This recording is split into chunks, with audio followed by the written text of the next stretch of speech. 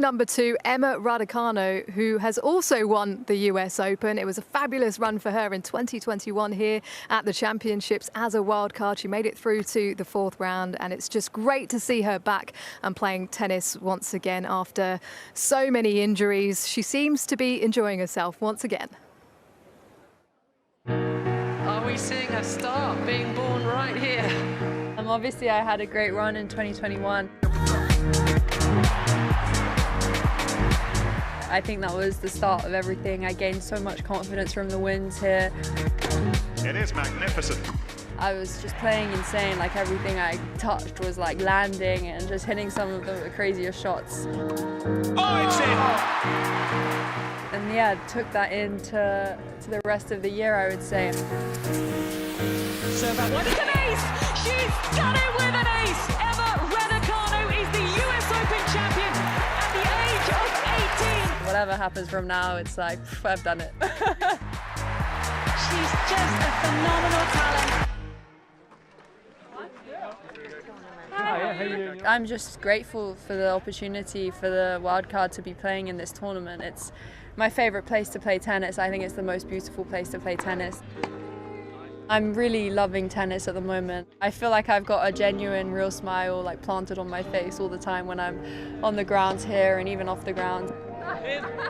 The last few weeks have obviously been great for me. I've had some good wins. I've had some matches, which is, I'd say, different to the last couple years, and I'm feeling very confident about things and relaxed. For the first time, Emma Raducanu defeats a top 10 opponent. I think that I'm just feeling free, I'm feeling light, I'm feeling like I've just got a big enjoyment. I think that as long as I keep believing and I put my game on the court, I'll be happy with if I leave it all out there and compete as hard as I can. As for the result, of course, I want to stay here for as long as possible. It's the most amazing place to be, so I'm going to push for that. That's my motivation, really.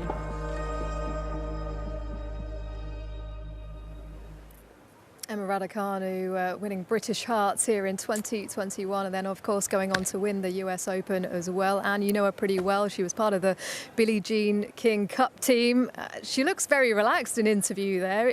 Is that how she's tracking at the moment? Yeah, I believe so. I mean, she's played some fantastic tennis over the last few weeks, which have given her a huge amount of confidence. I think that win against Jessica Pegula in Eastbourne, was huge. First time in her young career that she's beaten a top 10 player, and she saved a match point on her way there. And it wasn't just the win against Pegula. She beat Sloane Stephens as well, a former US Open champion. So, look, she should be feeling good about her tennis. And a few weeks before as well, semi-finalists in Nottingham. So the preparation has been as good as it can be, and she's got a real opportunity today.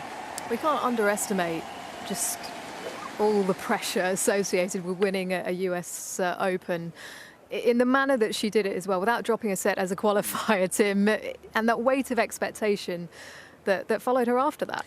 Yeah, there's no doubt that sort of Raducanu's career at this point has been sort of back to front. Came into this tournament a few years ago and made 4th round, then goes on to qualify, win US Open. There was no real sort of foundation physically, and it's taken her time to build that resilience. But when you look at the work that she's been doing on and off the court, she's in a great place. It's great to hear her talking, sort of so positively and enjoying herself. And with many athletes, if you're having fun, you're going to play your best tennis. So, fingers crossed she can build on some really good grass court form. Well, she's going to be back on centre court, but with a change of opponent. Ekaterina Alexandrova, who made it to the 4th round here at Wimbledon last year, is out with illness. So her lucky loser opponent is Renata Zarazu of Mexico. How do you fancy her chances in that matchup? Look, it's you're going to feel a bit of disruption. She would have prepared yesterday, thinking she was going to play Alexandrova, would have had her game plan, and then this morning change up against an opponent I don't think she knows too much about. I don't believe they've played before, but Zarazua is much more comfortable on a clay court than a grass court. I did watch her in qualifying last week, but she, it's a good matchup for Emma. I mean, for Zarazua, you got to think, oh my goodness, I'm playing in the main draw at Wimbledon, and I've got to walk out on there centre onto centre court against a British player that is going to pretty much have the full support of the crowd. But for Emma, look, I'm sure she'll take this in her stride. She's got a good team of people around her. Nick Cavaday, her childhood coach, is there on the side. Jane O'Donoghue is a former coach as well, who has been accompanying her to a lot of these events and supporting her in the background. So, look, she's happy.